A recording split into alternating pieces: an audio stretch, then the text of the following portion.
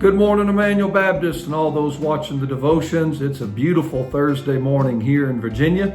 I hope it is wherever you're at. But either way, this is the day which the Lord hath made. We will rejoice and be glad in it.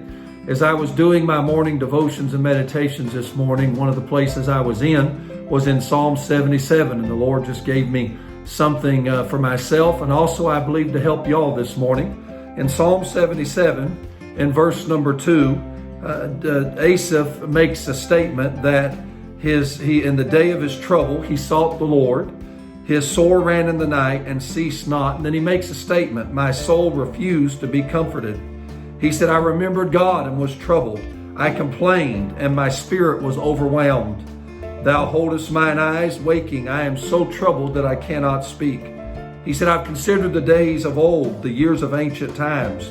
I call to remembrance my song in the night. I commune with mine own heart, and my spirit made diligent search. And I want to say, first of all, in this, just two things this morning I want to point out. I want you to notice, first of all, the problem. He said there's some things in this problem. Obviously, he's troubled. He's cried unto God with his voice. He's in a day of trouble. His soul ran in the night. But I want you to notice the problem with what he says in verses 3 through 6, and really down to verse number 9. First of all, notice his refusal. In verse 2, at the end of it, it said, my soul refused to be comforted. You know, I find many times, though we may not admit it or want to admit it, sometimes misery loves company, and we just like to feel sorry for ourselves. We like to sulk. We don't allow our spirit and our soul to be comforted. And there was a refusal there. And then not only was there a refusal, there was a retaining. He said in verse number 3, I remembered God and was troubled. I complained and my spirit was overwhelmed. He didn't want to let go of it. He wanted to hold on to what was going on. And then in verse 6, there was a remembering, but the wrong kind. I call to remembrance my song in the night.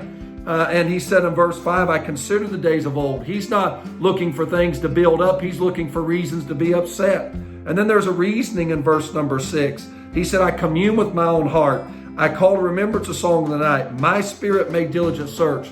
That's the wrong thing to do. Your heart's deceitfully wicked. Who can know it? Your spirit on its own will lead you down a path you don't want to go. And it does with him. Verse 7, he said, is the Lord going to cast off forever? Verse 8, is his mercy gone forever? Does his promises fail? Verse 9, has God forgotten to be gracious?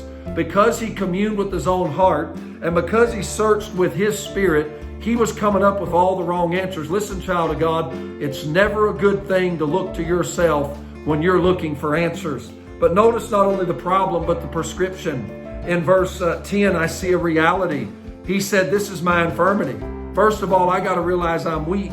But then notice not only we see a remembering, not only a reality, but a remembering in verse 11. He said, I need to remember the works of God.